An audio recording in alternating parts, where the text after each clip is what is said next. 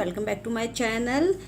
हमने last class में review of literature के बारे में बात की थी। हमने ये देखा था कि आपका सबसे पहले हमें क्या करना है, आपका जो प्रॉब्लम है उसको सिलेक्ट करना है। ठीक है, आपने प्रॉब्लम सिलेक्ट कर लिया, अपनी रिसर्च प्रॉब्लम फाइनल कर ली। उसके बाद आप नेक्स्ट स्टेप क्या करोगे, रिव्यू ऑफ लिटरेचर करोगे। ठीक है, रिव्यू ऑफ लिटरेचर के बाद आप रिसर्च मैथडोलॉजी वाला स्टेप फॉलो करोगे, जिसमें आप एक रिसर्च डिज़ाइन बनाओगे। ठीक है, रिसर्च डिज़ाइन बनाएंगे।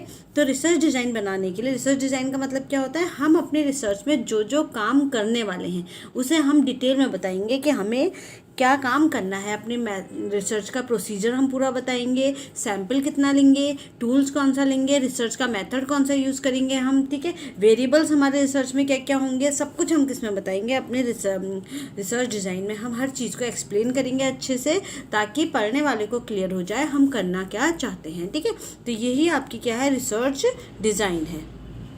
हमने लास्ट टॉपिक पे क्या देखा था, रिसर्च प्रपोजल रिसर्च डिज़ाइन में हमने अंतर देखा था जब हमने इसको डिटेल में पढ़ा था। तो ठीक है, तो जो हमने उस समय पढ़ा था रिसर्च डिज़ाइन, वही आज हम डिटेल में रिसर्च डिज़ाइन पढ़ने वाले हैं। ठीक है, रिसर्च डिज़ाइन आपके रिसर्च प्रपोजल में भी पाई जाती है और साथ ही साथ आपके किस में पाई जाती है, आपके जो रिसर्च थीसिस हम बनाते हैं उसमें भी हम रिसर्च डिज़ाइन को देते हैं। ठीक है, इसमें हम पूरा टोटल बताएंगे रिसर्च डिज़ाइन में कि ब्रीफ सब्जेक्ट एरिया हमारा क्या है। थीसिस में ये किसके रूप में होती है, थीसिस में ये आपकी जो आपका रिसर्च मैथडोलॉजी होती है उसके रूप में हम इसको लिखते हैं। ठीक है, थीसिस में हम रिसर्च मैथडोलॉजी के रूप में लिखते हैं इसको, और वैसे सिनॉप्सिस में हम रिसर्च डिज़ाइन के नाम पे लिखते हैं, क्योंकि ये प्रपोज्ड है और ये आपका एक एक चीज़ बताती है कि हमें करना क्या है। Brief subject details and plan to conduct study. ठीक है, तो एक तो ये ब्रीफ सब्जेक्ट एरिया डिटेल्स देती है, प्लान टू कंडक्ट स्टडी। ठीक है, स्टडी को कंडक्ट करने का एक प्लान है। To guide the throughout process. ठीक है, प्रोसेस को थ्रू आउट, ये आपकी प्रोसेस को गाइड करने का काम करती है कि आप पूरी प्रोसेस में करने क्या वाले हो, पूरा आपको गाइड करेगी कि आपको क्या क्या करना है। ठीक है, रिसर्च डिज़ाइन में आप मेंशन कर दोगे हमें ये काम करना है, तो उसके बाद ये आपके रिसर्च प्रोसेस में आपको पूरा गाइड करेगी। ठीक है, प्लान ऑफ एग्जीक्यूशन आप इसमें बताते हो कि आपको प्लान क्या करना है, काम जो भी इम्प्लीमेंट करना है, जो भी अप्लाई करना है, कैसे कैसे आप अपना काम करोगे। ठीक है, detail explanation of research method का डिटेल एक्सप्लेनेशन देते हैं कि आपको जो रिसर्च अपनी करनी है, जो शोध करना है, वो किस एरिया पे करना है, कितने लोगों पे आप काम करोगे, कैसे आप सैंपल को सिलेक्ट करोगे, हर चीज़ आप इसमें अपनी बताते हो। ठीक है, इसके बाद आपका देखो, जैसे रिसर्च प्रपोजल के अंदर अगर हम देखें तो रिसर्च डिज़ाइन क्या है, सिर्फ एक पार्ट है। ठीक है, तो रिसर्च प्रपोजल के अंदर हमारा सबसे पहले क्या आएगा, इंट्रोडक्शन आता है, रिव्यू ऑफ लिटरेचर आता है।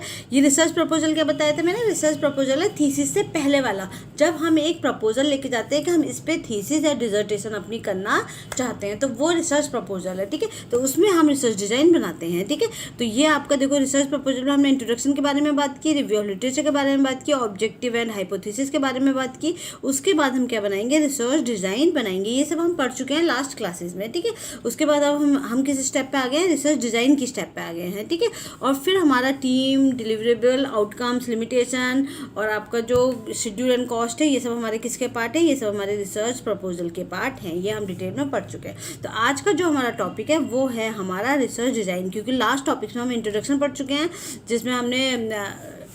जिसमें हमने क्या सीखा था, अपना जो रिसर्च प्रॉब्लम है उसको बनाना सीखा था। ठीक है, दूसरा हमने फिर लिटरेचर रिव्यू के बारे में बात की थी लास्ट क्लास में, और अब हम किसके बारे में बात कर रहे हैं, रिसर्च डिज़ाइन के बारे में बात कर रहे हैं। जो ऑब्जेक्टिव और हाइपोथेसिस है, ये हमारा इंट्रोडक्शन का पार्ट ही होता है। ठीक है, चलो नेक्स्ट अब हम बात करेंगे रिसर्च डिज़ाइन के बारे में। ठीक है, तो आखिर रिसर्च डिज़ाइन होती क्या है, रिसर्च डिज़ाइन क्या है, ये एक ब्लूप्रिंट है। ठीक है, ब्लूप्रिंट का मतलब क्या होता है, जैसे आपने देखा होगा कि हम क्या बनाते हैं, घर का मैप बनाते हैं। ठीक है, घर बनाने से पहले हम क्या करते हैं, एक मैप बनाते हैं। ठीक है, आपने देखा होगा जो हमारा उसको बोलते हैं फ्लोर प्लान। ठीक है, जो हम फ्लोर प्लान बनाते हैं कि कहाँ कौन सा रूम बनाएंगे, किस तरीके से आपके सारे रूम बनेंगे, रूम अरेंजमेंट आप बताते हो, किचन कहाँ होगा, वॉशरूम कहाँ होगा, हर चीज़ आप उसमें अपने फ्लोर प्लान में मेंशन करते हो। तो उसी तरीके से ये क्या है, ये आपका एक चूजिंग द रिसर्च, जो आपकी रिसर्च डिज़ाइन है वो भी क्या है, एक ब्लूप्रिंट है। उसमें क्या होगा, फाइनल बताते हो, पूरा शुरू में ही बता देते हो कि आपको क्या क्या काम करना है। तो एक तरीके से क्या है, ब्लूप्रिंट है। फुलफिल ऑब्जेक्टिव को फुलफिल करने में हेल्प करता है ये आपका, ये एक मास्टर प्लान है, ठीक है। मास्टर प्लान है क्योंकि इसमें आप हर चीज़ अपनी बताओगे कि हम कहाँ से डेटा कलेक्शन करेंगे, किस मेथड से आप डेटा कलेक्शन करोगे, प्रोसेसिंग आपकी क्या होगी, एनालाइजिंग द डेटा, कैसे आप डेटा को एनालाइज करोगे, ठीक है। तो ये मास्टर प्लान है, इसमें सब कुछ होता है, जो जो आपने काम करना है सब कुछ हमारे रिसर्च डिज़ाइन में ही मेंशन होता है, ठीक है। ये फ्लेक्सिबल होती है, उसके बाद आप इसको चेंज कर सकते हो। ऐसा नहीं है कि अगर कोई चीज़ आपको सूटेबल नहीं लग रही है लास्ट में, तो इसीलिए फ्लेक्सिबल होनी चाहिए, आप इसे बाद में चेंज भी कर सकते हो। लेकिन ज़्यादा अच्छी रिसर्च डिज़ाइन वही होती है इसमें चेंज करने की ज़रूरत नहीं पड़े, ठीक है। प्लान है, स्ट्रक्चर है, स्ट्रेटजी है। प्लान क्या बना रहे हो आप, स्ट्रक्चर क्या बना रहे हो और स्ट्रेटजी क्या बना रहे हो, ठीक है। ये सब आपका इसी का पार्ट है। सारा प्लान आप इसमें बताओगे कि हमारा प्लान क्या है काम करने का, किस तरीके से हमें रिसर्च करनी है। स्ट्रक्चर आप बताओगे कैसा आपका स्ट्रक्चर, कैसे स्ट्रेटजी आपकी है, ठीक है। तो ये सब आप इसमें बताओगे। एक तरीके का ये रोड मैप है, ठीक है। रोड मैप है मतलब कि आपको क्या बताता है, स्टेप बाय स्टेप बताता है कि आपको कैसे कैसे काम अपना करना है, ठीक है। तो ये आपका चूजिंग का रिसर्च डिज़ाइन का है। फिर इसके बाद type of basic research design. अब देखो रिसर्च डिज़ाइन किस पे डिपेंड करेगी, रिसर्च डिज़ाइन डिपेंड करेगी कि आपने कौन सा मेथड यूज़ कर रहे हो और आपकी रिसर्च प्रॉब्लम कौन सी है। जैसे कि अभी हमने टाइप्स ऑफ रिसर्च पढ़ी थी, तो हमारी जो रिसर्च है हमने कौन से टाइप की रिसर्च करना है, हमने एक्सप्लोरेटरी करनी है, हमने हिस्टोरिकल करनी है, हमने प्योर रिसर्च करनी है, हमने अप्लाइड रिसर्च करनी है, एक्शन रिसर्च करनी है। तो जितनी भी रिसर्चेज हमने पढ़ी हैं सबका अपना अपना एक अलग मेथड होता है, अपनी अपनी एक अलग रिसर्च डिज़ाइन होती है, ठीक है। तो इसमें जैसे कि टाइप्स ऑफ जो मोटे मोटे अगर हम टाइप्स देखें तो एक तो आपके पास सर्वे मेथड हो जाएगा, यानी कि आप घर घर जाके सर्वे कर रहे हो, उसके थ्रू आप रिसर्च करो। आपने जो भी टॉपिक लिया है आप उसमें घर घर जाके सर्वे करके तब आप अपनी फाइंडिंग्स को निकाल रहे हो, तो वो किस में आएगा, वो आपका सर्वे मेथड में आएगा, ठीक है। इसके बाद नेक्स्ट है आपका एक्सपेरिमेंट मेथड। एक्सपेरिमेंटल मेथड में वही था कि आपने दो वेरिएबल देखे, ठीक है, मतलब कि आपने ये देखा, आपने दो ग्रुप बनाए। एक ग्रुप को आप क्या दे रहे हो, सादा दूध पिला रहे हो, एक ग्रुप को आप क्या पिला रहे हो, कॉम्प्लेन पिला रहे हो, ठीक है। फिर आपने जब 6 महीने का ये पूरा ट्रीटमेंट होने दिया, बाकी उनकी हर चीज़ का कंट्रोल भी करना है। एक्सरसाइज एक जैसी होनी चाहिए। एक्सपेरिमेंट में यही तो है ना कि हम चीज़ों का कंट्रोल भी करते हैं। एक्सरसाइज एक जैसी करें वो, इसके अलावा उनको बाकी की जो डाइट मिल रही है वो उनकी सेम सी होनी चाहिए। तो फिर अब 6 महीने बाद उनको दोनों को देख लोगे, दोनों ग्रुप को कंपेयर कर लोगे कि कॉम्प्लेन का उन पर असर पड़ा है या फिर नहीं पड़ा है। तो एक्सपेरिमेंट में क्या होगा, आप एक्सपेरिमेंट्स करते हो तो आपकी रिसर्च डिज़ाइन भी क्या होगी, एक्सपेरिमेंट्स वाली होगी, ठीक है। इसमें हम एक्सपेरिमेंट्स के बारे में बात करेंगे। सेकेंडरी डेटा स्टडी है। सेकेंडरी डेटा स्टडी का मतलब क्या होता है, मैंने बताया था आपको दो तरह के डेटा होते हैं, एक है प्राइमरी डेटा और एक है आपका सेकेंडरी डेटा। प्राइमरी डेटा में क्या होता है, मैं खुद घर घर जाके जब अपनी रिसर्च के लिए डेटा कलेक्ट कर रही हूँ, ठीक है, तो वो तो प्राइमरी डेटा हो गया, जो रॉ डेटा है मैंने खुद कलेक्ट किया है। दूसरा सेकेंडरी डेटा क्या होता है, किसी और ने कलेक्ट किया, मैंने उसके कलेक्शन में से अपने मतलब की चीज़ ढूंढ ली है। जैसे कि रिव्यू ऑफ लिटरेचर, वो क्या है, किसी और ने कलेक्ट किया, अपनी फाइंडिंग्स निकाल ली, फिर मैंने अपने मतलब की फाइंडिंग्स उसमें से निकाल लिया। दूसरा सेंसेस, वेबसाइट, इन सब से जब हम डेटा लेते हैं, कलेक्टेड डेटा से, हम जो ऑलरेडी कलेक्टेड डेटा है उससे जब हम डेटा लेते हैं तो वो क्या कहलाता है, सेकेंडरी डेटा कहलाता है, ठीक है। तो जब मैं किसी और के डेटा को यूज़ करूँगी तो उसको क्या बोलेंगे, हम सेकेंडरी डेटा बोलेंगे। तो आपकी रिसर्च सेकेंडरी डेटा बेस होता है। हिस्टोरिकल रिसर्च है, ठीक है। हिस्टोरिकल रिसर्च में क्या होता है, आप बहुत सारी हिस्ट्री की बुक्स पढ़ते हो अपने टॉपिक पे, जैसे हिंदी सब्जेक्ट्स की, इंग्लिश की, इन लोगों की ज़्यादा इस तरीके की होती है कि बुक्स से ज़्यादा निकालते हैं। अगर इन्हें किसी का अध्ययन के बारे में निकालना है तो इनके पुराने अध्ययन सारे पढ़ेंगे, फिर एनालिसिस करेंगे। तो ये जनरली इनकी रिसर्च किस पे बेस्ड होती है, सेकेंडरी डेटा पे बेस्ड होती है, ठीक है। फिर है ऑब्जर्वेशनल स्टडी। ऑब्जर्वेशनल स्टडी ये है कि चीज़ों को ऑब्जर्व करके, ठीक है, जैसे कि आप अभी सर्वे कर रहे थे वैसे ही आप ऑब्जर्व करके जब डेटा को कलेक्ट कर रहे हो तो वो किस में आएगा, वो आपका ऑब्जर्वेशनल स्टडी में आएगा, ठीक है। आई होप आपको इतना समझ में आया होगा। तो ये आपका डिपेंड करता है, ये कुछ ही टाइप्स हैं बेसिक रिसर्च डिज़ाइन के, पर रिसर्च डिज़ाइन जो भी आप टाइप लोगे, चाहे आप हिस्टोरिकल लो, जो भी लो, आपकी जो रिसर्च आएगी, जो आपकी रिसर्च डिज़ाइन होगी वो उसी टाइप के अकॉर्डिंग बनाई जाएगी, ठीक है। इसके बाद नेक्स्ट है आपका रिसर्च डिज़ाइन, ठीक है। रिसर्च डिज़ाइन क्या है आपकी, एक तो आंसर ऑफ हाउ, ठीक है, आपको काम कैसे करना है। हाउ का मतलब क्या है, कैसे काम करोगे आप, वो क्या है आपकी रिसर्च डिज़ाइन है। प्लान, स्ट्रक्चर एंड स्ट्रेटजी, आप क्या करोगे, अपने स्ट्रक्चर और स्ट्रेटजी को आपको प्लान करना है कि किस तरीके से आपने अपना काम करना है। तो स्ट्रक्चर और स्ट्रेटजी को आपने प्लान करना है, ठीक है। तो वो इसके अलावा कंप्लीट स्कीम एंड प्रोग्राम, सब कुछ आपको पूरा रिसर्च के बारे में ये पढ़ो, आपको हर चीज़ बदल जाएगी कि बंदे ने क्या काम किया है, ठीक है। इसके अलावा फोकस ऑन द वैलिडिटी, ये किस पे काम करती है? वैलिडिटी यानी कि एक्यूरेसी पे काम करती है, ऑब्जेक्टिविटी पे काम करती है, एक्यूरेटली और इकोनॉमिकली। ठीक है, रिसर्च डिज़ाइन हमें ऐसे सिलेक्ट करनी चाहिए जो इकोनॉमिकल हो। बहुत हाई टेक अगर हमने रिसर्च डिज़ाइन बना दी कि नहीं हम तो 50,000 लोगों पे काम करेंगे, तो क्या होगा, आपको इतना पैसा आपके पास है नहीं, आपकी रिसर्च कंप्लीट नहीं हो पाएगी। एक्यूरेट होनी चाहिए आपकी रिसर्च डिज़ाइन, बिल्कुल सही रिसर्च डिज़ाइन बनानी चाहिए आपको पता है कि ज़्यादातर आप 500 लोगों पर ही पॉसिबली काम कर सकते हो, क्योंकि आपके पास टाइम पीरियड लिमिटेड होता है रिसर्च के लिए। 3 साल आप PhD के लिए ले सकते हो, 3 से 5 साल, तो आप इतने ज़्यादा लोगों पे काम नहीं कर सकते। फिर उसका डेटा एनालिसिस करना, बहुत सारी प्रॉब्लम्स हैं। तो आपको क्या करना है, आपको इस तरीके से अपनी पूरी जो रिसर्च है उसमें वैलिडिटी भी देखनी है आपने, एक्यूरेसी, आपका काम बिल्कुल एक्यूरेट होना चाहिए, एक्यूरेसी होना चाहिए, और ऑब्जेक्टिविटी भी देखनी है कि आपका अपना ओपिनियन, उसको अपनी बाइसनेस आपको उसमें नहीं लगानी है कि मैं अपना फ़ायदा लगा दूं कि भाई मेरा रिसर्च जो है मैं ऐसी जगह कर लेती हूँ कि जो मेरे बगल के लोग हैं उन्हीं से मैं काम करके आ जाऊँ। ठीक है, तो उससे क्या होगा, वो सब्जेक्टिव ओपिनियन आ जाएगा, यानी कि आपकी रिसर्च की फाइंडिंग सही नहीं आएगी। ठीक है, तो इस तरीके का ओपिनियन आपको नहीं लगाने चाहिए, आपको इसमें ऑब्जेक्टिविटी रखनी चाहिए। सिस्टमैटिक स्ट्रक्चर है ये। ठीक है, ये कौन सा स्ट्रक्चर है आपका? सिस्टमैटिक स्ट्रक्चर ये होता है how to collect data and analysis of data. ठीक है, सिस्टमैटिक स्ट्रक्चर का मतलब क्या है कि सिस्टम से काम होता है, इसमें स्टेप बाय स्टेप काम करोगे आप। ठीक है, पहले आपको ये जो बताना है वो पहले ही बताओगे, अभी हम आगे इसके स्टेप्स पढ़ेंगे।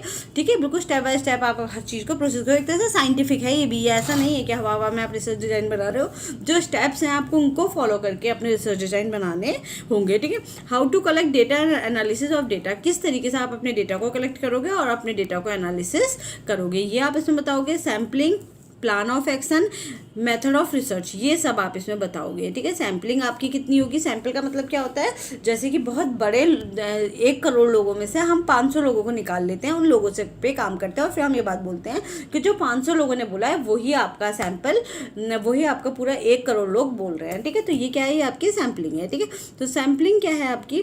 प्लान ऑफ एक्शन, सैम्पलिंग आएगी, प्लान ऑफ एक्शन आएगा, क्या आप काम कर रहे हो, रिसर्च मेथोडोलॉजी आएगी, मेथड्स ऑफ रिसर्च आएगा कि आपके रिसर्च का मेथड क्या है।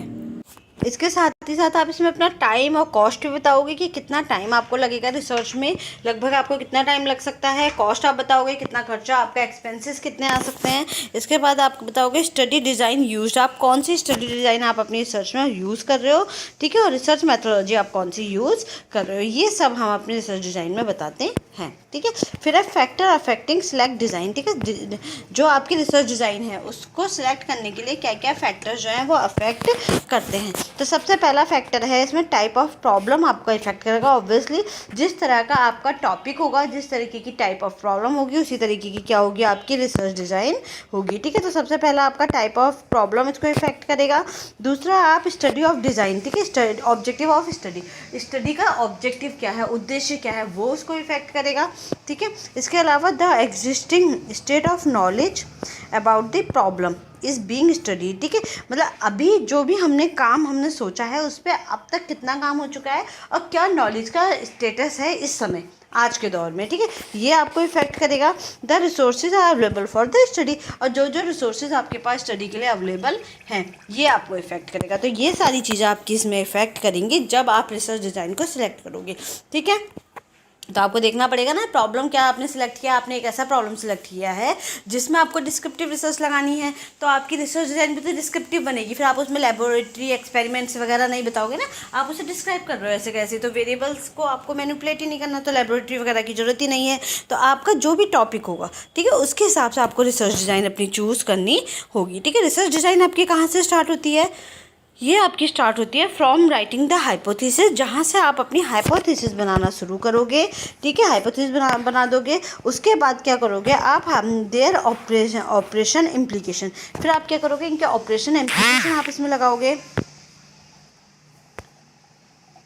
ठीक है, ऑपरेशनल इम्प्लीकेशन का मतलब ये क्या क्या काम करना है, अप्लाई कैसे करनी है अपनी रिसर्च जो आपने बताई है। ठीक है, तो वो किस में आएगी, वो आपकी ऑपरेशनल इम्प्लीकेशन में आएगी। इसके बाद आपका to the final analysis of data. ठीक है, डेटा का फाइनल एनालिसिस आपको कैसे करना है। तो रिसर्च डिज़ाइन में आप ये सब बताओगे कि आप जहाँ से आपने हाइपोथेसिस लिखनी शुरू की, उसके बाद से आपने ये बताया कि भाई हमें इस फलाना एरिया पे जाना है, यहाँ जाके सर्वे करना है, इस लेबोरेटरी में काम करना है, इस लेबोरेटरी में हम इस इक्विपमेंट्स पे काम करेंगे, या फिर हम वहाँ इस तरीके के से अपना सैंपल को ढूंढेंगे, क्वेश्चनर मेथड से यूज़ करेंगे। तो ये सब आप उनको बताओगे और लास्ट में आप ये बताओगे कि आपका जो डेटा है, जो डेटा आप कलेक्ट करके लेके आओगे, मतलब फ्यूचर में बता रहे हो, अभी आपने किया नहीं है, आप बस ये बता रहे हो, प्लानिंग बता रहे हो कि हम प्लानिंग में हम क्या क्या करने वाले हैं। रिसर्च डिज़ाइन क्या है? एक प्लानिंग बताता है कि हमें क्या करना है, ठीक है। तो अभी किस में लिखा जा रहा है? ये फ्यूचर में लिखा जा रहा है। रिसर्च डिज़ाइन आपकी पूरी फ्यूचर में बनती है, ठीक है। तो ये क्या है? ये आपको ये पूरा बताएगा कि to the final analysis of data, कि आपका जो फाइनल एनालिसिस है डेटा का, आप उसको किस तरीके से करोगे, कौन से स्टैट्स लगाओगे, किस तरीके से आप उस डेटा को कैलकुलेट करके अपनी फाइंडिंग्स और रिजल्ट को निकालोगे, ठीक है। परसेंटेज मेथड यूज़ करोगे या कोई और मेथड यूज़ करोगे, ये सब आप इसमें बताने वाले हो, ठीक है। इसके बाद है आपका गुड रिसर्च डिज़ाइन, ठीक है। एक अच्छी रिसर्च डिज़ाइन में क्या क्या क्वालिटी होनी चाहिए, क्योंकि पूरी रिसर्च जो है ना किस पे डिपेंड कर रही है? आपके रिसर्च डिज़ाइन पे डिपेंड कर रही है पूरी रिसर्च, ठीक है। उसमें मेन क्या है? आपकी रिसर्च डिज़ाइन है, तो सब कुछ किस पे डिपेंड करेगा? आपके रिसर्च डिज़ाइन पे डिपेंड करेगा, ठीक है। तो ये जो आपकी अच्छी गुड रिसर्च डिज़ाइन है वो क्या है? उसमें मिनिमम एक्सपेरिमेंटल एरर्स होने चाहिए, मतलब कम से कम गलतियां हो उसमें। इस तरीके की रिसर्च डिज़ाइन हमें पहले से उसके पॉजिटिव और नेगेटिव हर चीज़ में सोच के चलनी चाहिए कि क्या अच्छा है उसमें, क्या नेगेटिव हो सकता है, क्या गलतियां हो सकती है, क्या एरर उसमें आ सकते हैं। तो इसमें मिनिमम एक्सपेरिमेंटल एरर आए, हर तरीके से आप अच्छे से सोच समझ के तब अपनी रिसर्च को बनाओ, ठीक है। इसके बाद है रिलायबिलिटी होनी चाहिए। रिलायबिलिटी का मतलब क्या है? कंसिस्टेंसी, ठीक है। अगर आपकी जो रिसर्च है आगे भी कोई भी उस रिसर्च को करेगा तो लगभग एक जैसे जवाब और एक जैसी फाइंडिंग्स उसमें आनी चाहिए, ठीक है। तो रिलायबिलिटी होनी चाहिए इसमें। इसके बाद में मिनिमम बायसनेस कम से कम होनी चाहिए। ऐसा नहीं है कि मैंने जो रिसर्च डिज़ाइन बना रही हूँ मैं अपने हिसाब से बनाने लग गई कि जिसमें मेरा फ़ायदा ज़्यादा हो, ठीक है। तो इस ऐसे ही उसमें क्या होगा? उसमें बायसनेस ज़्यादा देखने को मिलेगी। तो इसमें क्या है? आपका बायसनेस कम से कम होनी चाहिए। इस तरीके से ना हो कि मुझे ये देखना है कि आपके जो बच्चे हैं एक कॉलेज के और दूसरे कॉलेज के बच्चों में कंपैरिजन करना है कि किस कॉलेज के बच्चे अच्छे हैं, तो मैं क्या करूँ? मैं अपने ही कॉलेज के अच्छे बच्चे ले लूँ, उसके कॉलेज के सब गलत जो लास्ट के बैक बेंचर्स हैं वो ले लूँ। तो उससे क्या होगा? फाइंडिंग हमारी सही नहीं आएगी, इफेक्टिव आएगी, तो ये बायस्ड हो जाएगा, ठीक है। तो हमें किसी भी तरीके से कोई भी बायसनेस नहीं करनी है, बिल्कुल एग्जैक्ट सही सोच समझ के हमने अपने डेटा को कलेक्ट करना है, ठीक है। समझ में आ गया इतना, ठीक है। मिनिमम आपको बायसनेस मिनिमम रखनी है। Confidence increase in collected and analysis analyse research information, मतलब जो भी आप रिसर्च इन्फॉर्मेशन एनालाइज कर रहे हो, इकट्ठा कर रहे हो, कलेक्ट कर रहे हो, वो बिल्कुल सही होनी चाहिए। आपको इस पर कॉन्फिडेंस होना चाहिए कि सही काम करके आए हैं हम, ठीक है। ऐसा नहीं है कि आप खुद ही फर्जी काम करके आए हो तो आपकी रिसर्च डिज़ाइन और आपकी रिसर्च क्या होगी? वो खुद ही फर्जी हो जाएगी, ठीक है। फिर दूसरा है आपका इफेक्टिव एप्रोप्रिएट मिनिमाइज एरर, ठीक है। एक तो ये अप्रोप्रिएट होनी चाहिए, अलग अलग पॉइंट है ये। अप्रोप्रिएट होनी चाहिए ये। दूसरा इसमें मिनिमाइज एरर होना चाहिए, यही है। एक्सपेरिमेंटल एरर जो है बहुत कम होने चाहिए, गलतियाँ इसमें कम से कम होनी चाहिए। अप्रोप्रिएट होनी चाहिए, इसीलिए साल भर लगता है हमें एक रिसर्च डिज़ाइन बनाने में। अब सोचो एक रिसर्च में सबसे मेन इंपॉर्टेंट पार्ट है जो आपका बनाने में आपको पूरा साल लग जाता है, ठीक है। तो इसीलिए इसको बहुत आराम से सुकून से बैठ के 1 2 3 4 6 महीने 10 महीने आपको बहुत सोच समझ के ही बनानी चाहिए, ठीक है। तो अप्रोप्रिएट होती है, इफ़िशिएंट होनी चाहिए। इफ़िशिएंट मतलब एग्जैक्ट, बिल्कुल सही काम होना चाहिए इसमें, ठीक है। इफेक्टिव होनी चाहिए। दूसरा है economic information and opportunity provided, ठीक है। ये पता होना चाहिए कि आपकी जो रिसर्च डिज़ाइन है उससे क्या क्या अपॉर्चुनिटीज़ मिलेंगी, क्या क्या फ़ायदे मिलेंगे, और इसमें क्या होना चाहिए? आपकी जो इकोनॉमिक इन्फॉर्मेशन होनी चाहिए कि कितना आप एक्सपेंसेस इसमें करोगे, क्योंकि हर चीज़ आप सोच समझ के चलोगे। एक स्टूडेंट के लिए सबसे जो मोस्ट इंपॉर्टेंट चीज़ है वो एक्सपेंसेस है। अगर आपको JRF की स्कॉलरशिप मिल रही है तो आप अपनी रिसर्च डिज़ाइन को थोड़ी महंगी वाली रिसर्च डिज़ाइन सेलेक्ट कर सकते हो। आप अपना डेटा कलेक्शन के मेथड और एक्सपेरिमेंट्स वगैरह थोड़े महंगे वाले चूज़ कर सकते हो। तो फिर क्योंकि JRF आपको पढ़ाने के लिए मिल रही है, लेकिन अगर आपको JRF नहीं मिल रही है तो आपको सोच समझ के अपनी रिसर्च करनी चाहिए कि आप उतने एक्सपेंसेस जो है वो उठा सको, ठीक है। तो ये आपका हो गया अच्छी रिसर्च डिज़ाइन किसे कहते हैं उसका एक छोटा सा इंट्रोडक्शन। अब नेक्स्ट टॉपिक है आपका essential elements of research design. Research design के इसेंशियल एलिमेंट्स क्या क्या हैं, ठीक है। एक तो टाइमलाइन है, आप टाइमलाइन बताओगे कि भैया हमें टाइम कितना लग रहा है अपनी रिसर्च में, ठीक है। 1 साल 2 साल 4 साल हम इतने में अपनी रिसर्च कर लेंगे। पता चला आपने टॉपिक कैसे लिया कि उसे 10 साल लगेंगे करने में, ठीक है। उसके जो फाइनल रिजल्ट आने में ही 10 साल लग जाएंगे, तो तब तक तो आपकी PhD ख़त्म हो जाएगी, ठीक है। तो ये आपको बताना होगा अपनी रिसर्च में, ठीक है। फिर इसके बाद है मेजरमेंट ऑफ एनालिसिस, ठीक है। आपको क्या करना है, किस तरीके से आप एनालिसिस करोगे अपनी रिसर्च को, ठीक है। कैसे आप चीज़ों को मेज़र करने वाले हो, चाहे कैसे आप एनालिसिस करने वाले हो, ठीक है। इसके अलावा accurate purpose statement of research design, ठीक है। Accurate purpose statement of research design, जो आपकी रिसर्च डिज़ाइन का जो एक्यूरेट स्टेटमेंट है वो बताओगे, उद्देश्य बताओगे, पर्पस बताओगे कि किस कारण से आपने ये रिसर्च डिज़ाइन जो है वो सिलेक्ट की है, ठीक है। Techniques to be implemented for collecting details for research, ठीक है। तो आपकी जो टेक्निक्स है to be implemented for collecting details for research, क्या क्या टेक्निक्स आप यूज़ कर रहे हो, इम्प्लीमेंट कर रहे हो for collect the details of research. Research के लिए जो भी आपने डेटा कलेक्ट करना है, डिटेल्स कलेक्ट करनी है, उसके लिए आप क्या क्या टेक्निक्स जो है वो यूज़ कर रहे हो, ठीक है। Research method applied for analysing collecting details, ठीक है। जिस भी डिटेल से आप अपने मेथड्स को अप्लाई, कौन सा मेथड आप अप्लाई कर रहे हो जिसमें आप क्या करोगे, डिटेल को एनालाइज करोगे और कलेक्ट करोगे। जो भी आपका डेटा है उसको कलेक्ट करने के लिए क्या मेथड आप यूज़ कर रहे हो, किस तरीके से आप उस डेटा को कलेक्ट करोगे और फिर उसे एनालिसिस करोगे, उसमें स्टैट्स लगाओगे, उससे रिजल्ट निकालोगे, ठीक है। सेटिंग फॉर रिसर्च स्टडी, ठीक है। रिसर्च स्टडी में क्या क्या आप सेटिंग्स यूज़ करोगे, क्या क्या चीज़ें आप अपनी रिसर्च स्टडी के लिए यूज़ करोगे। Basically answer for what, when, how, where, by what means, ठीक है। मेन इसमें हम क्या क्या, हम किस चीज़ का जवाब देते हैं, व्हाट का जवाब देंगे हम इसमें, व्हेन का देंगे, हाउ का देंगे, वेयर का देंगे, बाय व्हाट कैसे, ठीक है। मतलब काम क्या करना है आपने, कैसे करना है, क्यों करना है, कहाँ कर रहे हो आप, ये सब चीज़ों का जवाब आप इसमें देते हो जो भी आपने रिसर्च का टॉपिक सिलेक्ट किया है, ठीक है। फिर नेक्स्ट है इसके बाद, ये हम देख चुके हैं रिसर्च प्रपोजल वाला। फिर है फंक्शन ऑफ रिसर्च डिज़ाइन। अब आपकी जो रिसर्च डिज़ाइन है इसके फंक्शन क्या क्या हैं, तो रिसर्च डिज़ाइन के फंक्शन क्या होगा, to detail the procedure for undertaking a study, procedure का डिटेल एक्सप्लेनेशन। ये क्या बोल रहा है, जो भी आपकी प्रोसीजर है उसमें आप जो भी काम करने वाले हो, जो भी प्रोसीजर है उसका सबसे पहले आप क्या करोगे, डिटेल एक्सप्लेनेशन करोगे। इसके अंदर फर्स्ट है प्रोसीजर की क्वालिटी को इंश्योर करना। जो भी आप प्रोसीजर करने वाले हो, जिस तरीके से भी आप रिसर्च करने वाले हो, उसकी क्वालिटी को आपको बिल्कुल इंश्योर करना है, पक्का करना है कि आपका काम बिल्कुल सही से हो, आप अच्छे से सोच समझ के और ईमानदारी वाला काम करो, ठीक है। तो क्वालिटी आपकी अच्छी होनी चाहिए। Select type of research design, आपको क्या करना है, रिसर्च डिज़ाइन के टाइप्स को सिलेक्ट करना है, ठीक है। आप सबसे पहले देखोगे कौन सी रिसर्च डिज़ाइन आपने सिलेक्ट करनी है। Research design should be isolated, मतलब ऐसी रिसर्च डिज़ाइन करोगे, इतना सोच समझ के अपनी रिसर्च डिज़ाइन बनाओ कि उसे कोई भी फैक्टर जो है वो इफेक्ट ना कर सके, ठीक है। सबसे अलग हट के रहे वो रिसर्च डिज़ाइन, कोई भी फैक्टर उसको इफेक्ट ना कर सके। आप सारे फैक्टर्स पहले से सोच के चलो, ताकि आप क्या करो, आगे जा कर के आपको किसी भी तरीके से कोई भी फैक्टर आपकी रिसर्च को इफेक्ट ना कर सके, ठीक है। जैसे कि मान लो आपने अपनी 6 महीने क्लासेस चलाई, ठीक है। क्लासेस आपने अच्छे से चलाई, आपने फाइनल किया था कि मैं क्लासेस जो हैं 1 महीने में बहुत अच्छे से बच्चों को पढ़ाऊंगी और पूरे 1 महीने आपको क्या हो, मेरे बच्चे अच्छे से पढ़ेंगे, इससे उनका रिजल्ट अच्छा आएगा। ये आपके रिसर्च का हाइपोथेसिस थी कि मैं अच्छे से पढ़ाऊंगी तो मेरे बच्चों का रिजल्ट अच्छा आएगा, ठीक है। लेकिन क्या हुआ, वो 1 महीना ऐसा वाला महीना आपने सिलेक्ट कर लिया, पहले से आपने सोचा नहीं। उस समय आपके आसपास शादियाँ बहुत होती हैं, कावड़ घूमते हैं, शादियाँ होती है, हर तरीके का शोर आपके आसपास रहता है। तो इसका क्या होगा, ये इफेक्ट आपको करेगा। तो ये चीज़ें आपको पहले से ही सोचनी चाहिए कि ये चीज़ें मेरी रिसर्च में इफेक्ट ना करे, ठीक है। तो कम से कम फैक्टर जो हैं, हर फैक्टर्स को आपको पहले से ही सोच के चलना है, ताकि आपकी क्वालिटी जो है वो इंश्योर रहे, सही रहे क्वालिटी, ठीक है।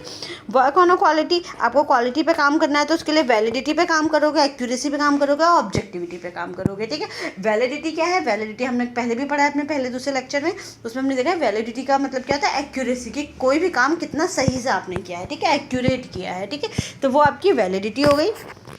ऑब्जेक्टिविटी क्या है, ऑब्जेक्टिविटी का मतलब है verify them and ensure that it's include in, objectivity का मतलब क्या होता है कि उसमें मैंने अपना कोई भी ओपिनियन नहीं दिमाग लगाया है, जो जैसा आया था वैसे का वैसा ही बता रही हूँ, ईमानदारी से बता रही हूँ, ठीक है। मैं उसमें किसी भी तरीके का अपने विचार से अपनी बायसनेस नहीं डाल रही हूँ, ठीक है। तो वो क्या हो गया, आपके ऑब्जेक्टिविटी हो गया। तो verify them and ensure that it includes in the research design, ठीक है। ये चीज़ें आपको वेरीफाई करनी है, बिल्कुल देखना है, इंश्योर करना है कि आपकी रिसर्च डिज़ाइन में ये सारी चीज़ें होनी होनी चाहिए, ठीक है। एक अच्छी रिसर्च डिज़ाइन में ये सारी चीज़ें होनी चाहिए, ठीक है। तो इससे क्या होगा, और इसको हम क्या बोलते हैं, कंट्रोल ऑफ वेरिएंस, ठीक है। आपको क्या करना है, वेरिएंस को कंट्रोल करना है, इसको बोलते हैं कंट्रोल ऑफ वेरिएंस, ठीक है।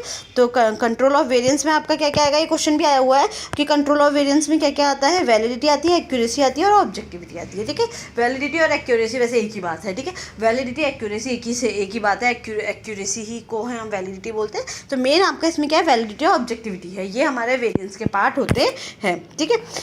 फिर है आपका नेक्स्ट है प्रोसीजर का डिटेल एक्सप्लेनेशन। आप क्या कर रहे हो, प्रोसीजर का डिटेल एक्सप्लेनेशन कर रहे हो, जिसमें नेम ऑफ जो भी प्रोसीजर है आपका, जो भी आप मेथड यूज़ कर रहे हो, पहले तो आपने क्वालिटी भी अपनी क्वालिटी को इंश्योर किया है कि हमें हर चीज़ ईमानदारी से करनी है, किसी भी तरीके से हम कहीं भी बेईमानी नहीं करेंगे, क्वालिटी हम ज़्यादा से ज़्यादा मेंटेन करेंगे, हर चीज़ हम सोच समझ के चलेंगे ताकि हमारी रिसर्च की फाइंडिंग बिल्कुल एग्जैक्ट आए, ठीक है। फिर दूसरा है आपका प्रोसीजर का डिटेल एक्सप्लेनेशन। आपका जो भी प्रोसीजर है, जो भी कार्य है, आप उसको डिटेल में एक्सप्लेन कर रहे हो, ठीक है। डिटेल में आप उसको एक्सप्लेन कर रहे हो। नेम ऑफ स्टडी डिज़ाइन, ठीक है। आप अपनी स्टडी डिज़ाइन का नाम बताओगे कि आपने क्रॉस सेक्शनल यूज़ कर रहे हो, बिफोर एंड आफ्टर यूज़ कर रहे हो, कंपैरेटिव यूज़ कर रहे हो, कंट्रोल एक्सपेरिमेंट कर रहे हो या रैंडम कंट्रोल कर रहे हो, ठीक है। ये सब हमारे कहीं ना कहीं ये जो जितनी हमने टाइप ऑफ रिसर्चेज पढ़ी थी उन्हीं के ही डेफिनेशंस में आ जाएंगे ये सारी की सारी, ठीक है। जैसे क्रॉस सेक्शनल आपका किस में आ जाएगा, जो हमारी लॉन्गिट्यूडनल क्रॉस सेक्शनल वाली थी। कंपैरेटिव आपकी किस में आ सकती है, एक्सपेरिमेंटल में आ सकती है, क्योंकि हम उसमें कंपेयर कर रहे थे, ठीक है। दूसरा आपका बिफोर एंड आफ्टर इफेक्ट हमारा किस में आ सकता है, ये हमारा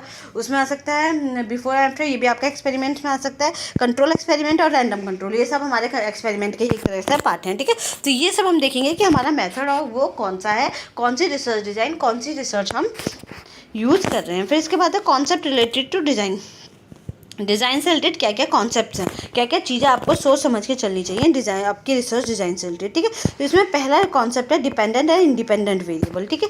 क्या है आपका डिपेंडेंट एंड इंडिपेंडेंट वेरिएबल, ये हम अभी आगे पढ़ेंगे कि क्या डिपेंडेंट है क्या इंडिपेंडेंट वेरिएबल है, वो हम और थोड़ा सा हम पढ़ भी चुके हैं अपने पहले लेक्चर में, ठीक है। तो डिपेंडेंट इंडिपेंडेंट वेरिएबल हम इसमें देखेंगे। दूसरा रिसर्च हाइपोथेसिस देखेंगे हम, ठीक है। इसके अंदर क्या क्या आएगा, रिसर्च हाइपोथेसिस के बारे में बात करोगे आप, ठीक है। Dependent independent variable, experiment and non experimental hypothesis testing research, ठीक है। ये आप बताओगे कि आपकी हाइपोथेसिस कौन सी आप लगा रहे हो, कौन सी हाइपोथेसिस को आप टेस्टिंग मेथड आप यूज़ कर रहे हो, ठीक है। कौन सा मेथड आप यूज़ कर रहे हो हाइपोथेसिस को टेस्ट करने का। Experiment and non experiment hypothesis testing research आप यूज़ कर रहे हो, ठीक है। इसके अलावा एक्सपेरिमेंटल एंड कंट्रोल ग्रुप आप देखोगे, जो हमने एक्सपेरिमेंटल रिसर्च में पढ़ा था, 2 तरह के ग्रुप थे वहाँ पे, तो वो ग्रुप हम इसमें देखेंगे। ट्रीटमेंट हम देखेंगे क्या लगा रहे हैं, एक्सपेरिमेंट हम देखेंगे कौन सा कर रहे हैं, और एक्सपेरिमेंटल यूनिट्स हम देखेंगे। तो ये सब कुछ कॉन्सेप्ट्स हैं जो इससे रिलेटेड है, बहुत ज़्यादा इंपॉर्टेंट नहीं है, ये सब आपने पढ़े हुए भी हैं, ठीक है। तो रिसर्च डिज़ाइन में इन सब चीज़ों का हम ध्यान रखेंगे, ये सारे जो हमारे कॉन्सेप्ट आए हैं, ठीक है। फिर ये मेन जो हमारे रिसर्च डिज़ाइन के कुछ पार्ट्स हैं वह बहुत इंपॉर्टेंट पार्ट्स नहीं है, क्योंकि जो रिसर्च डिज़ाइन है सिंपल आपकी रिसर्च डिज़ाइन कौन सी होगी, जो टाइप्स ऑफ रिसर्चेज है, तो हम उसके हिसाब से बनाएंगे रिसर्च डिज़ाइन। फिर भी इन्होंने 2 टाइप्स की दे रखी है, एक्सप्लोरेटरी रिसर्च डिज़ाइन और conclusive research design. Exploratory research design वहाँ यूज़ करते हैं, जैसे कि हमारी एक्सप्लोरेटरी रिसर्च भी थी, जहाँ हमें रिसर्च के बारे में बिल्कुल भी नहीं पता था। जैसे कोविड नया नया आया था, ठीक है, तो हमें उसके बारे में कुछ भी नहीं पता था, तो हमने वहाँ पर कौन सी रिसर्च लगाई थी, वहाँ हमने लगाई थी एक्सप्लोरेटरी रिसर्च, ठीक है। तो प्रॉब्लम का ज़्यादा पता नहीं होता, तो हम क्या करते हैं, प्रॉब्लम को एक्सप्लोर करते हैं। फिर नेक्स्ट है हमारा कंक्लूसिव रिसर्च। कंक्लूसिव रिसर्च में क्या है, आपका प्रॉब्लम के बारे में पता है तो सॉल्यूशन पाने के लिए, ठीक है, प्रॉब्लम के बारे में पता है तो हम क्या करते हैं, सॉल्यूशन पाने के लिए हम रिसर्च को लगाते हैं, ठीक है। तो ये क्या है आपका, जब आपको प्रॉब्लम का तो पता है, आपको ये तो पता है कि कोविड है क्या, लेकिन कोविड को सॉल्व कैसे करें, हटाएं कैसे, उसके लिए वैक्सीन कैसे बनाएं, तो हम कौन सी लगाएंगे, कंक्लूसिव लगाएंगे, ठीक है। तो इसके अंदर हमने हमारी 2 हैं, एक है डिस्क्रिप्टिव रिसर्च, एक है कॉजल रिसर्च। जहाँ पर आपको थोड़ा बहुत रिसर्च के बारे में पता, अपने टॉपिक के बारे में पता, तो आप डिस्क्रिप्टिव रिसर्च लगाते हो, कॉजल रिसर्च लगाते हो, कॉज एंड इफेक्ट वाली। डिस्क्रिप्टिव के अंदर हमारी 2 हैं, क्रॉस सेक्शनल रिसर्च और लॉन्गिट्यूडनल रिसर्च। आप क्रॉस सेक्शनल यानी कि कंपैरेटिव स्टडी जो हमने देखी थी क्रॉस सेक्शंस और लॉन्गिट्यूडनल के थ्रू कर सकते हो।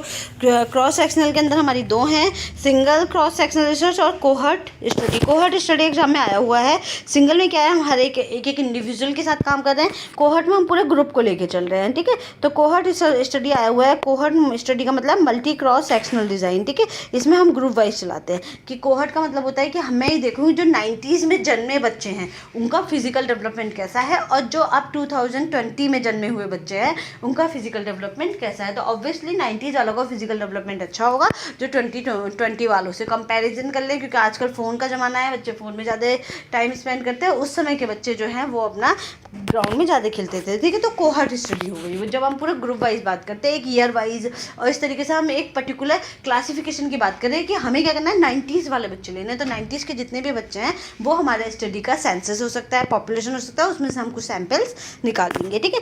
फिर हमारा लॉन्गिट्यूडिनल रिसर्च में आपको पता ही है, इसके अंदर पैनल स्टडी आ सकती है।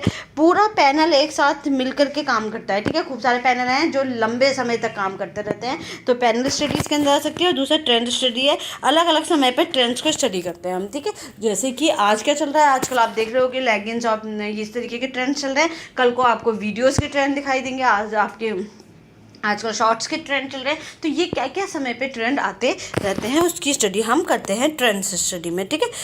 फिर है पार्ट्स ऑफ रिसर्च डिज़ाइन, ठीक है। ये इंपॉर्टेंट है, पार्ट्स ऑफ रिसर्च डिज़ाइन में क्या है, रिसर्च डिज़ाइन के पार्ट्स क्या क्या हैं। तो सबसे पहला है आपका सैम्पल डिज़ाइन। सैम्पल आप सबसे पहले क्या करोगे, सैम्पल को डिज़ाइन करोगे, ठीक है। सबसे पहले आपने सैम्पल्स को डिज़ाइन करना है।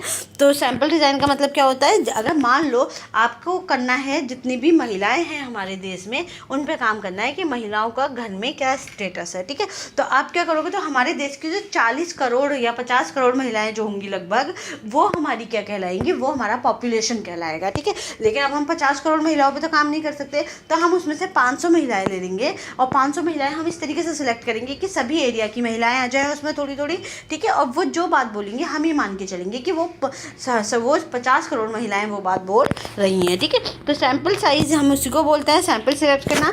Information from subset of population, मतलब जो हमारा बड़ा पॉपुलेशन है उसके एक पार्ट से हम क्या करते हैं, इन्फॉर्मेशन लेते हैं, ठीक है। पॉपुलेशन मतलब लार्ज ग्रुप से लेते हैं, तो इसको क्या बोलते हैं, सैम्पल बोलते हैं, ठीक है। फिर है information from subset of population, ठीक है। जो हमारा बड़ा पॉपुलेशन है उसके एक छोटे पार्ट्स में से हम क्या करते हैं, इन्फॉर्मेशन को लेते हैं, जिसे हम लार्ज ग्रुप बोलते हैं। रिप्रेजेंट पॉपुलेशन, ये क्या करता है, पॉपुलेशन को रिप्रेजेंट करने का काम करता है, ठीक है। किसका काम करने का काम करता है, ये पॉपुलेशन को रिप्रेजेंट करने का काम करता है। जो आपके 500 लोग होंगे वो ये रिप्रेजेंट करेंगे कि वो पूरे 50 करोड़ लोगों की बात बता रहे हैं वो, ठीक है, कि 50 करोड़ लोग ये बोल रहे हैं, वो 50 करोड़ लोगों को रिप्रेजेंट कर रहे हैं और उनकी तरफ से बात कर रहे हैं, ठीक है। तो ये क्या है, ये आपका रिप्रेजेंट करता है पॉपुलेशन को। कितना और कैसे सैम्पल सिलेक्ट करेंगे, ठीक है। तो दो मेथड है हमारे पास, probability and non probability method, ठीक है।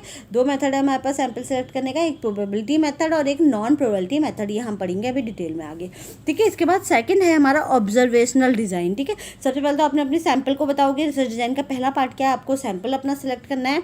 फिर दूसरा पार्ट है आपको ऑब्जर्वेशनल डिज़ाइन बनाना है, ठीक है। ऑब्जर्वेशनल डिज़ाइन में क्या है आपका, ऑब्जर्वेशनल डिज़ाइन में होता है observe situation and behaviour of peoples, यानी कि सैम्पल्स के साथ आप काम क्या कर रहे हो, उनको ऑब्जर्व कैसे करो, उनसे डेटा कैसे कलेक्ट कर रहे हो, ठीक है। तो वो क्या कहलाएगा, आपका ऑब्जर्वेशनल डिज़ाइन बनाएगा, ठीक है। आप चीज़ों को ऑब्जर्व कर रहे हो, बिहेवियर ऑफ पीपल्स, या सैम्पल जो है आपका, उनको इनके बिहेवियर को ऑब्जर्व कर रहे हो, उनसे डेटा कलेक्ट करके लेके आ रहे हो, उनसे जवाब लेके आ रहे हो आप। तो वो क्या कर, जैसे कि एग्जाम्पल क्या हो गया आपका, इंटरव्यू, ठीक है। ऑब्जर्वेशनल डिज़ाइन, तो आप सबसे पहले सैम्पल करोगे, फिर सैम्पल से जो आप काम कर रहे हो, ठीक है। उसके बाद स्टैटिस्टिकल डेटा, ठीक है। स्टैटिस्टिकल डेटा में क्या आएगा आपका, while type of stats apply on data, तो विच टाइप ऑफ, सॉरी, ठीक है, विच टाइप ऑफ स्टैट्स, आप कौन सा वाला स्टैट्स जो है वो आप डेटा पे अप्लाई करोगे, डेटा का एनालिसिस कैसे करोगे, आप पहले बताओगे ना फ्यूचर, ये हम प्लानिंग बता रहे हैं कि हम ये काम करने वाले हैं, ठीक है। अभी हमने काम नहीं शुरू किया, रिसर्च डिज़ाइन में हमसे प्लानिंग बताते हैं, ठीक है। पहले से आप जैसे प्लान कर लेते हो ना, आपको कहीं घूमने जाना है तो आप पहले से प्लान कर लेते हो कि हमें कहाँ जाना है, हमें अगर हम 10 दिन का ट्रिप बना रहे हैं तो 2 दिन वहाँ रहेंगे, 2 दिन वहाँ रहेंगे, 2 दिन तीसरी जगह रहेंगे, उसमें से हम इस होटल में रुकेंगे, उस होटल में हम इतने दिन रहेंगे, खाना यहाँ खाएंगे, लंच यहाँ करेंगे, डिनर यहाँ करेंगे। तो ये सब क्या है, प्लानिंग है। तो लेकिन आप अभी गए नहीं हो ना, आपने पहले से प्लानिंग बना के रखी है, सारे टिकट्स वगैरह आपने लेके रख लिए। तो रिसर्च डिज़ाइन भी वो टिकट्स हैं, ठीक है, वो प्लानिंग है सारी, ठीक है। तो इसमें क्या है, ये भी हम प्लानिंग बता रहे हैं कि अब हमें स्टैटिस्टिकल डेटा हम कौन सा यूज़ कर रहे हैं, विच टाइप ऑफ स्टैट्स हम कौन सा स्टैट्स यूज़ करेंगे, अप्लाई ऑन डेटा, डेटा पे कौन सी प्रकार का स्टैट जो है वो अप्लाई होगा, स्टैटिस्टिकल मेथड्स, ठीक है, यानी कि कैलकुलेशन मेथड, कैसे हम रिजल्ट निकालेंगे, कैसे हम कैलकुलेट करेंगे चीज़ों को, डेटा को कैसे एनालिसिस करो, डेटा को कलेक्ट कैसे करोगे, टाइप ऑफ इम्पोर्टेंस, ठीक है, सॉरी इन्फॉर्मेशन होगा, टाइप ऑफ इन्फॉर्मेशन है ये, क्वांटिटेटिव स्टेप्स हैं, तो आप किस तरीके से इन्फॉर्मेशन को कलेक्ट कर रहे हो, आप कौन सी वाली इन्फॉर्मेशन कलेक्ट कर रहे हो, क्वांटिटेटिव स्टेप्स है ये, आप क्या कर रहे हो, आप अपने डेटा को पहले से बताओगे किस तरीके से आप उसे एनालिसिस करने वाले हो, ठीक है। फिर है नेक्स्ट है ऑपरेशनल डिज़ाइन, ठीक है, इसके बाद लास्ट आएगा आपका ऑपरेशनल डिज़ाइन। ऑपरेशनल डिज़ाइन में आप बताओगे प्रैक्टिकली जो आपका रिसर्च वर्क पे कैसे काम करोगे, ठीक है, फाइनेंशियल मैनेजमेंट, इंफ्रास्ट्रक्चर मैनेजमेंट, ये सब बताओगे, कितना खर्चा लगेगा आपको, किस तरीके से आपको जाओगे, कैसे आप ट्रांसपोर्ट कौन सा यूज़ करोगे, कैसे आप अपने वर्क प्लेस से छुट्टी लोगे, तो ये सब चीज़ें आप किसमें बताओगे, ऑपरेशनल डिज़ाइन में बताओगे। प्रैक्टिकली आप जब करोगे तो उससे कैसे अप्लाई करोगे ये आप उसमें बताओगे, ठीक है। सैम्पलिंग में क्या है, कैसे आइटम को सिलेक्ट कर रहे हैं हम, सैम्पल कैसे सिलेक्ट कर रहे हैं ये बताएंगे। ऑब्जर्वेशनल डिज़ाइन में हम क्या बताएंगे, ऑब्जर्वेशनल डिज़ाइन में हम ऑब्जर्वेशन सैंपल पर करते हैं, ठीक है, किस पे कर रहे हो आप ऑब्जर्वेशन डिज़ाइन में, आप ऑब्जर्व किस पे कर रहे हो, सैंपल पे कर रहे हो, सैंपल पे काम कैसे करोगे। फिर जो सैंपल से आप जो डेटा लेके आओगे उसको आप डेटा पे टेस्ट कौन लगाएगा, ठीक है, कैसे लगाओगे आप डेटा पे टेस्ट। फिर ऑपरेशनल डिज़ाइन में बताओगे आप which deals with techniques of operational design में क्या है, which deals with techniques by which the procedure satisfy in sampling, ठीक है, आप किस तरीके से which deal with the technique से डील करोगे, जो कि आपका सैम्पलिंग है उसको किस तरीके से आप सेटिस्फाई करोगे, आप किस तरीके से अपने सैम्पल्स को पूरा फाइंडिंग्स निकाल के लेके आओगे ऑपरेशनल डिज़ाइन में, ठीक है, प्रैक्टिकली कितना आपकी जो फाइंडिंग्स हैं कैसे आप अपने काम को पॉसिबल करके दिखाओगे, ठीक है, ये सब आपका सैम्पलिंग में आ गया, ठीक है। फिर इसके बाद टाइप्स ऑफ रिसर्च, ठीक है, ये वही वाले हैं जो रिसर्च टाइप हमने पहले पढ़े थे, तो इन्हीं टाइप्स के हिसाब से, इससे भी ज़्यादा हैं तो हमने मेन लिखे हैं इसमें, तो इसी टाइप के हिसाब से हमारी क्या बनेगी, रिसर्च डिज़ाइन बनेगी, ठीक है। तो इसमें क्या है आपका एक्सप्लोरेटरी रिसर्च है, डिस्क्रिप्टिव रिसर्च है, क्वांटिटेटिव रिसर्च है और क्वालिटेटिव रिसर्च है, ठीक है। तो एक्सप्लोरेटरी रिसर्च में आपका क्या है, ये फ्लेक्सिबल डिज़ाइन होती है, ठीक है। एक्सप्लोरेटरी पता ही है, एक्सप्लोर कर रहे हो तो अभी सब कुछ फ्लेक्सिबल है, आपको आप पहले से कोई भी प्लानिंग नहीं कर सकते हो क्योंकि आपको अपनी रिसर्च प्रॉब्लम के बारे में ही पता नहीं है, ठीक है, कोविड के बारे में ही आपको पता नहीं है, तो आपकी प्री प्लानिंग यहाँ पे ज़्यादा नहीं चलेगी, तो फ्लेक्सिबल है, जैसे जैसे केस आते जाएंगे आप सैंपल लेते जाओगे, उस सैंपल को आप एनालिसिस करते जाओगे, ठीक है। Opportunity to consider different aspect of problem, ठीक है, तो आप क्या कर सकते हो यहाँ पे डिफरेंट एस्पेक्ट को कंसिडर करने का आपकी अपॉर्चुनिटी मिलती है, आपको नए एस्पेक्ट्स पता चलते रहेंगे कि इसमें ये वाला प्रॉब्लम भी है, ये वाला वेरिएशंस भी आ रहा है, फिर कोई नया वेरिएशंस आ जाएगा तो आपको नए एस्पेक्ट जो है वो पता चलते रहेंगे। आप इसमें नॉन प्रोबेबिलिटी सैम्पलिंग लोगे, ठीक है, क्योंकि प्रोबेबिलिटी सैम्पलिंग तो हम बिना सोचे समझे लेते हैं, पर इसमें नहीं चलेगा, जो सैंपल होगा आपके पास, जो आए हैं लोग, आपको वही लेने पड़ेंगे ना, जब कोविड का पेशेंट जो आएगा आपको वही लेना पड़ेगा, आप ज़्यादा सोच समझ के तो इसमें ले नहीं सकते, ठीक है। तो नॉन प्रोबेबिलिटी सैम्पलिंग हम इसमें लेंगे, यानी पर्पसिव एंड जजमेंट सैम्पलिंग हम इसके अंदर लेंगे, ठीक है। No pre plan design for analysis, इसमें कोई भी प्री प्लानिंग नहीं चलेगी क्योंकि आपको अपनी रिसर्च के बारे में अभी पता ही नहीं है, आप पहले से क्या प्लान करोगे जिसके बारे में आपको पता ही नहीं है, ठीक है। Unstructured instrument for collecting the data, कोई खास स्ट्रक्चर इंस्ट्रूमेंट आप पहले से क्वेश्चन है पहले से नहीं बना के लेके जा सकते क्योंकि आपको बहुत सारी चीज़ें उसके बारे में पता ही नहीं, तो क्वेश्चन भी तो तभी बनेगा जब आपको अपनी प्रॉब्लम के बारे में थोड़ा बहुत पता हो, तो जो वो बताएंगे आप बस डेटा उनसे कलेक्ट करके लेके आ सकते हो, तो अनस्ट्रक्चर्ड रहेगा, पहले से आप इसमें कुछ भी प्लान नहीं कर सकते हो, कुछ भी स्ट्रक्चर नहीं कर सकते हो। No fix decision about the operational procedure, मतलब ऑपरेशनल प्रोसीजर आपको जो भी फाइनल मेथड है कि आपको कौन सा कैसे कैलकुलेशन करनी है, कैसे फाइंडिंग्स आएंगी, इसका भी कोई फिक्स डिसीजन आप नहीं ले सकते क्योंकि अभी आपको रिसर्च के बारे में पता ही नहीं है, ठीक है। दूसरा है डिस्क्रिप्टिव रिसर्च में ये रिजल्ट है, ठीक है, इसमें आपको थोड़ा बहुत रिसर्च के बारे में पता है तो आप पहले से सोच समझ के चलोगे, ठीक है।